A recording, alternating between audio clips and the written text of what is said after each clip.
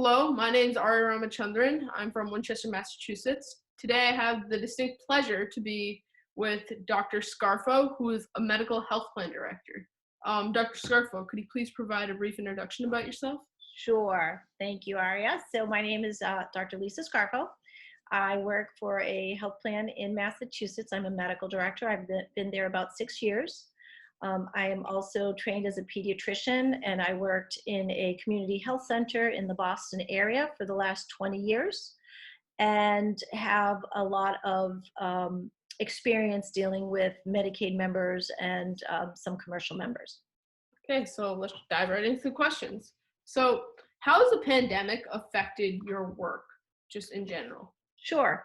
So as a health plan medical director, we oversee the care that our members are getting, whether they're being put in the hospital for an acute condition or whether they have chronic medical problems and they need to see specialists. So for example, if you have diabetes and you have to see an endocrinologist, we sort of help with coordinating those visits and also care management. So we may help people with chronic medical conditions manage their care.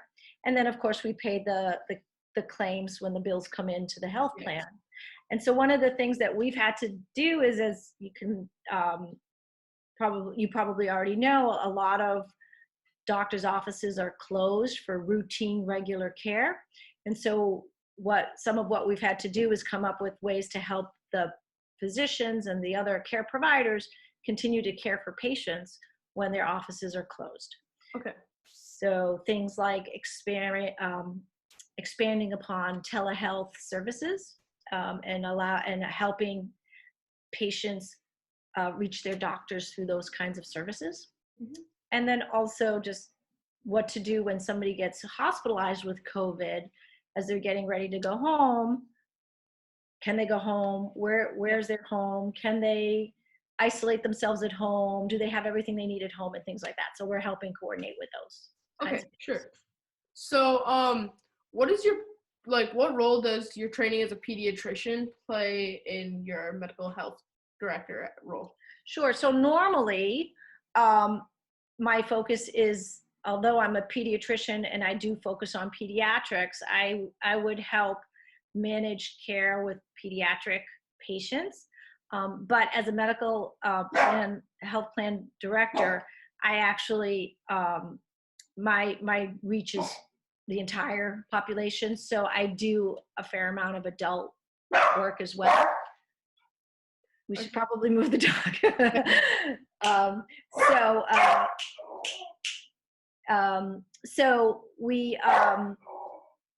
So in my day-to-day, normally I would round and we would talk about children who are sick in the hospital, children with special needs.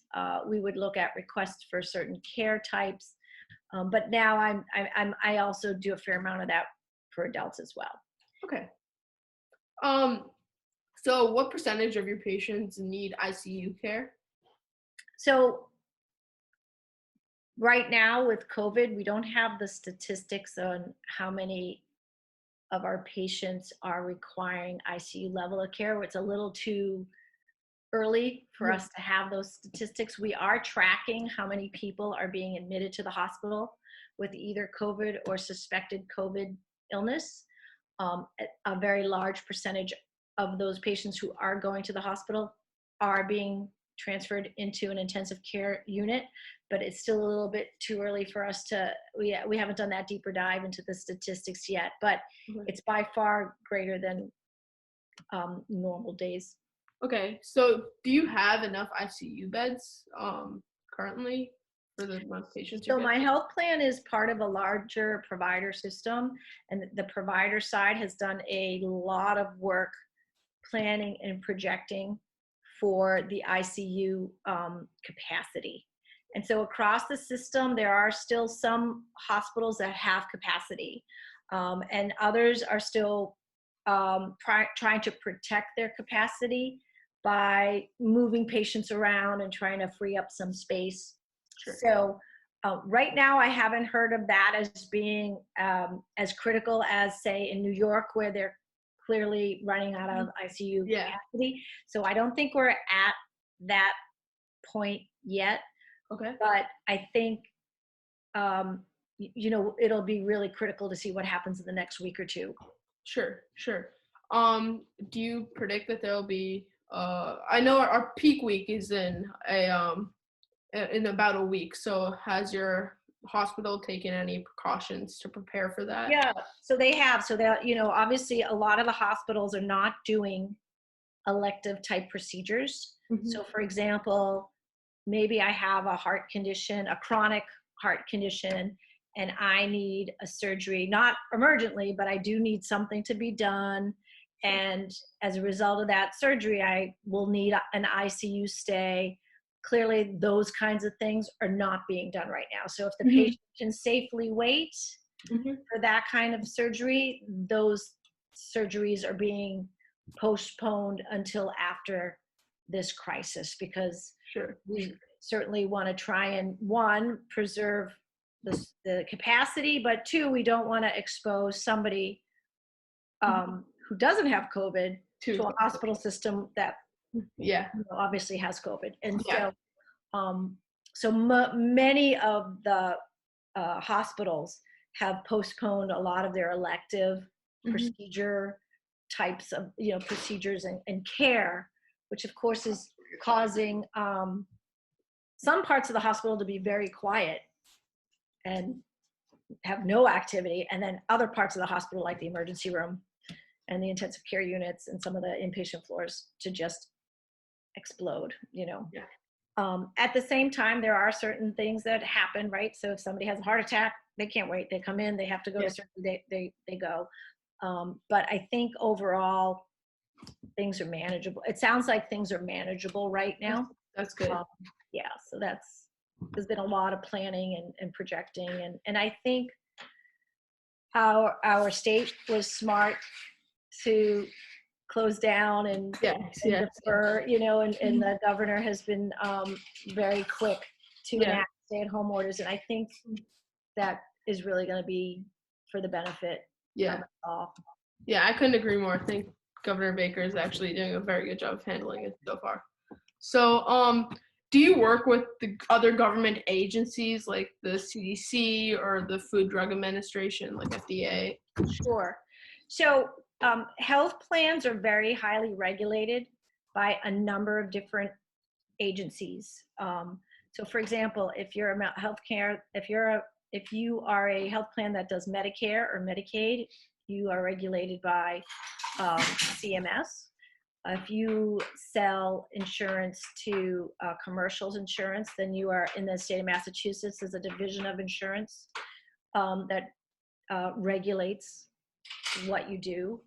There are also a lot of Massachusetts laws that determine what you have to cover, how much you can charge, how much you can't charge, what you can charge for, and then obviously they come with CARE Act set standards. So one of the things we've been also trying to operationalize is, as you may be aware, in order to ensure that people with COVID illness or people who think they might have COVID illness, we don't want them to feel like they can't get care or worry about having to pay for care.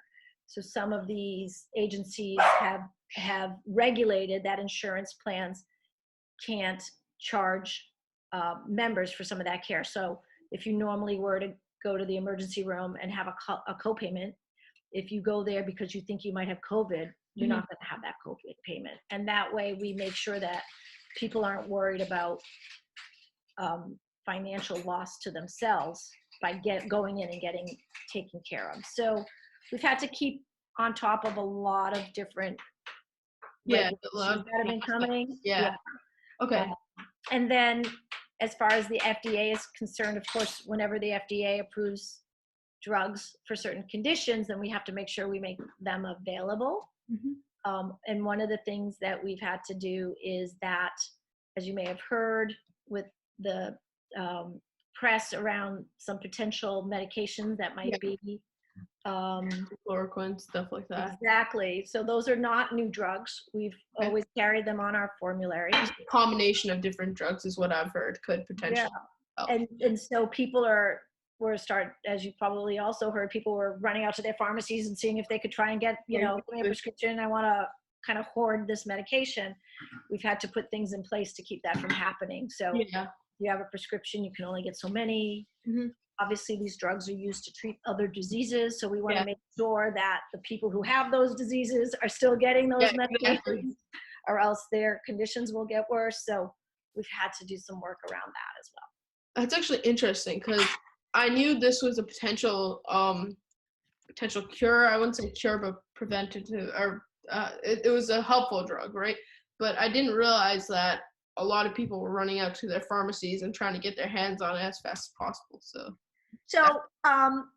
people who are already on the drug obviously want to run out and grab a big supply. Yeah. But, some people, some doctors and other providers who can prescribe might prescribe for themselves because they figure, I better have some of this on hand in case I get sick, because I don't, I'm a doctor and I'm working, so maybe I should have it. And so I'm not saying it's with malintent, but everybody trying to get these drugs. Then there's the lack of the drugs. Yeah, exactly. And it's not quite clear that some of these will help COVID, and some recent studies have come out that maybe they're not. Maybe especially the hydrochloroquine may not be as effective. It could make things worse. There's side effects to these drugs. So I think we'll see what the studies show. Okay. And if in fact it is a treatment, then we would of course make it available for those people as well. But we have to be very quick to react, and so we're staying on top of all these different things.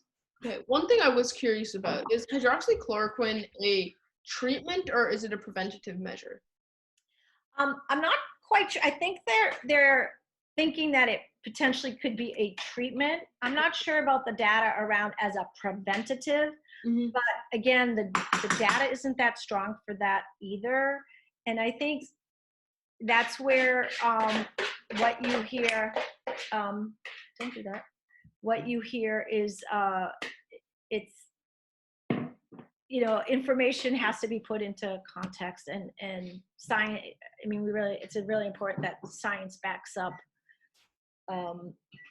the data. The data backs up the use. So I'm right now. I think people are trying it in the hospital for the very sick COVID patients, but I'm not sure if anybody's using it as a preventative.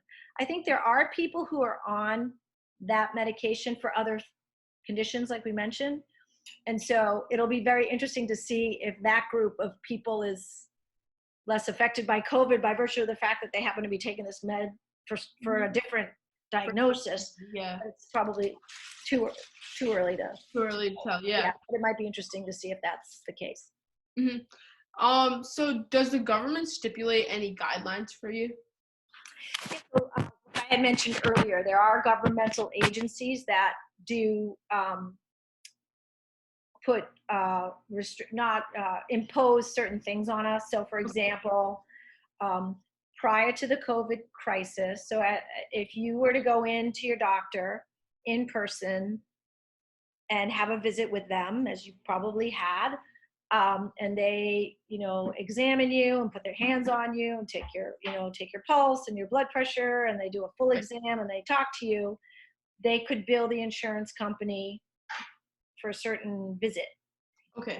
If that doctor wanted to do a telehealth visit with you, so sort of like what we're doing now, just call you on a Zoom or whatever, talk to you about what's going on. Obviously, I'm not able to examine you with my hands. I mean, I can see that you're sitting there and that you look rather well and you're smiling and you don't have a rash on your face, or you don't look like you're holding your head in agony. So for a telehealth, that's called a telehealth visit. Okay. If they wanted to get payment for that visit, it would be a much lower payment, right? Because the doctor or the provider wouldn't be doing the same amount of work.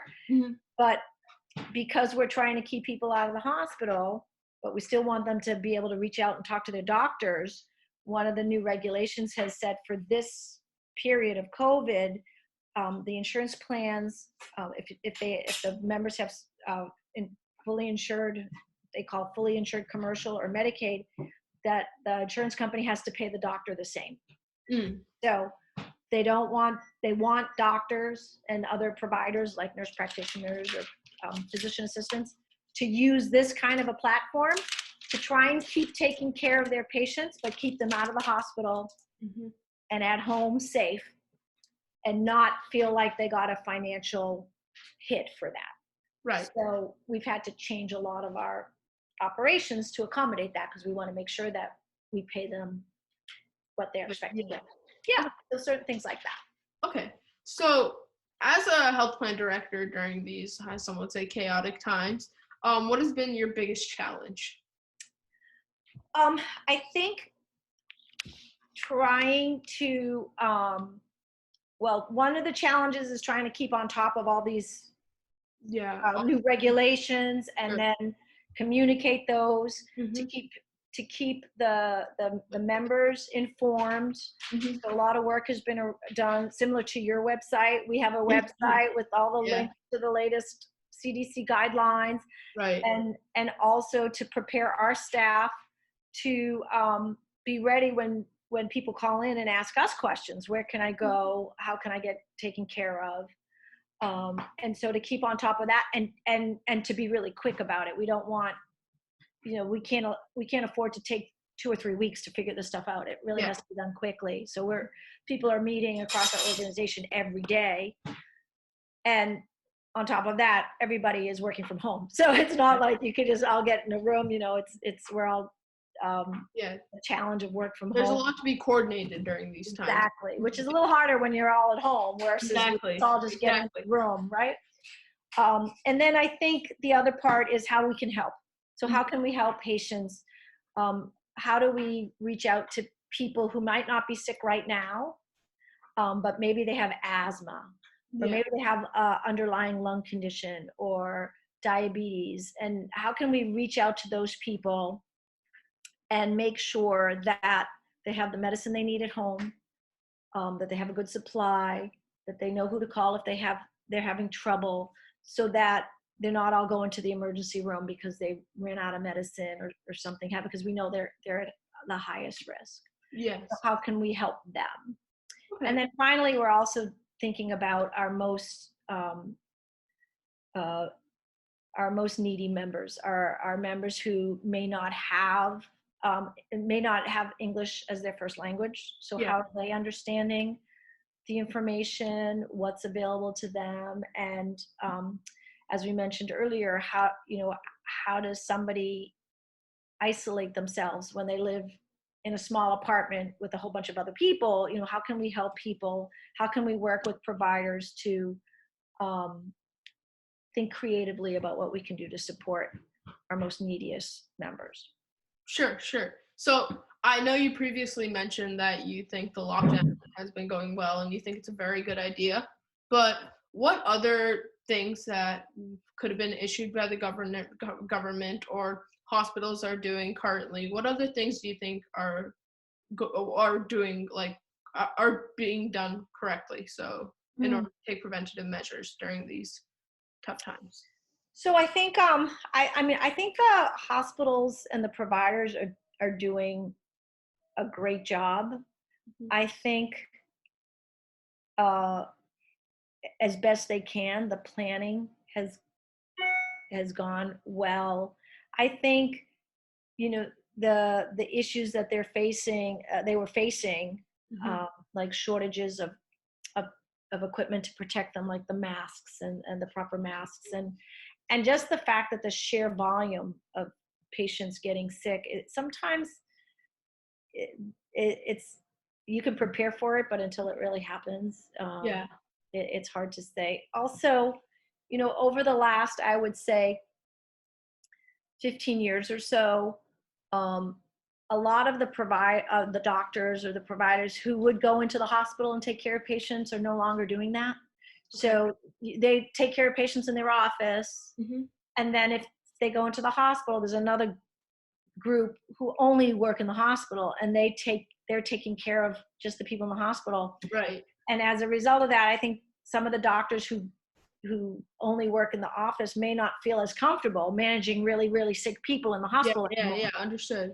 and that makes it a little, the workforce a little strained, because the Yeah. people who have the knowledge and the Mhm. comfort to take care of really sick people, obviously they're Yeah. exhausted. They've been working, Exactly. marathon shifts, because their expertise to take care of these really sick people is not as widespread as we would like. And Mhm.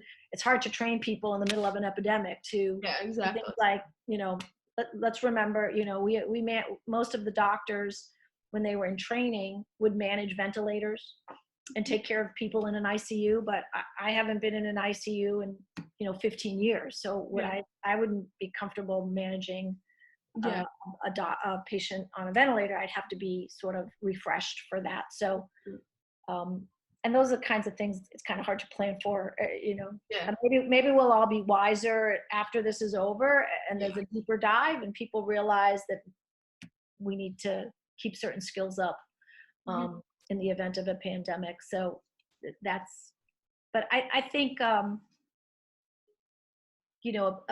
city like New York, with just the sheer volume of people and the density of Yeah. people, even in the It's best of all worlds, they're just falling it's very behind. difficult. Yeah. Yeah. Because one person has it, then that entire block has it, no matter what people try to do. So Exactly, yeah. exactly. And then, even here in Massachusetts, there are certain areas in Massachusetts where there are people who are kind of packed into small apartments. Right. Right. Sometimes there's more than one family living in a 2 or 3 bedroom apartment, and then one of them gets sick. Mhm. Even if they try and isolate, they just it's just they're all going to get sick, and so Yeah. it's just really um, difficult. And then the fact that there are people out there who could be infected and just not know it, Yeah. right? So there's some recent data. I just heard something this morning from one of our homeless shelters in Boston, where they tested all the clients in the shelter, and over half were infected without any symptoms. So when you have that degree of asymptomatic infection, Mhm. especially amongst that kind of a population, then it's only a matter of time before. Yeah.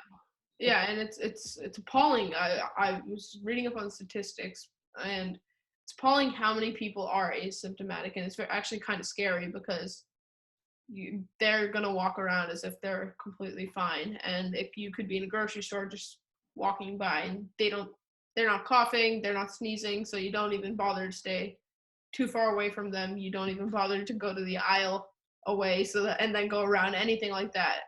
But then all of a sudden you have a virus. So Right. Or they think they're okay to run to the grocery store because yeah. they feel fine, right? So they're not sick, and maybe they wear a cloth mask or something they made, Mhm. which is a little bit protective, but Yeah. not as Yeah, protective yeah, as exactly. a real mask. And Yeah. so even with the best intentions, you Mhm. know, and without the testing, that the testing hasn't been as widespread as the health care community would like. So without being able to get tested so that you would know, oh, I'm infected, so I'm definitely going to stay home and make sure, until I'm not infectious. Mhm. Without that, everybody's just kind of guessing, Yeah. and we Yeah. know it's not so good. Yeah, yeah. So well, you already mentioned a few things that you think could be done better. For example, in the medical, it's putting a strain on hearing patients because of people being scared to go near them. But is there anything else that comes to mind that you'd like to see being done better? um, no, I mean, I think the being able to test would be great. Hmm. And then, obviously what everybody would love to see is a vaccine. Right, And right. that is not going to happen. Probably for a It'll few probably months take at least. yeah, Yeah, a few months, most maybe people even a 12 year. to 18, 12 to 18 months. Yeah. And, an antibody test to be Mhm. able to tell that I've already had it and I have immunity to it. That would be great, especially for healthcare providers. So if Mhm. you've had immunity, you might feel a little more, if you know you have immunity, then you might feel more comfortable um, taking care of patients with COVID because you know you've already had some protection and you're not going to get, you potentially won't get sick yourself because you've already had it, maybe had a mild case, and now you have some cellular defense, antibody defense for that. Right. So I think um, those would be things that I would, I'm anxiously awaiting, as is most people, Yeah. the development of those, um, the vaccine and the testing and the, yeah. So I think, time will tell. We'll see what happens. We'll see if things Yeah. evolve, and a lot of people say we might get another wave of this in the fall or next year. And I think there'll be a lot of people working fast and furiously to see what we can come up with. Yeah. We just want any sort of progress that we can get, basically. Right. Um, okay, so do you have any parting thoughts, any further thoughts that you'd like to add? Well, I think what's been really encouraging is to see how people have come together. Mhm. Everybody is trying to do anything they can to support um, this effort, as Mhm. healthcare workers, nurses, people are volunteering in food pantries and shelters, and people are just trying to think very creatively on how to use what we have Right. to do the work and take care of people. So I mean, I think that's really encouraging, and it makes it's the sunny spot in all this Right. Right. devastation. So I think that's Yeah, that's good. Yeah, I couldn't agree more because that's what my at least my webpage trying to do. Just even whether it's one person or 100 people, just trying to make that small difference. And yeah, and I think slowly we are making that difference. As we can see, there is progress. We're taking preventative measures, and we just need to remember that soon we'll be getting over this. So and I know it's really difficult. I know your sister and my daughter should have been graduating college yeah, right now and having a ceremony and all those end of the year senior activities that they looked forward to, but they're healthy hmm and they're home with family, and so I think that's those are the things we focus on, that hmm what we have and not what we've had to give up. So I think you know it'll take a while to get back to where yeah, we were, but we'll get there. We'll yeah. get there. Okay. Well, thank you so much for being here. You're welcome. Yeah, I'm glad that you were because I've really learned a lot more about what's going on with inside hospitals with the virus. But We're happy to help you. And like I said, I have, hopefully have somebody else who you could talk to that might give you a more, since they're actually physically in the hospital helping all right, take thank you. care of people. Maybe they can, if you need some extra people to talk to, I'm sure they would Okay, um, thank you. volunteer to All right, cool. talk. Okay. Yeah, thank you. All right.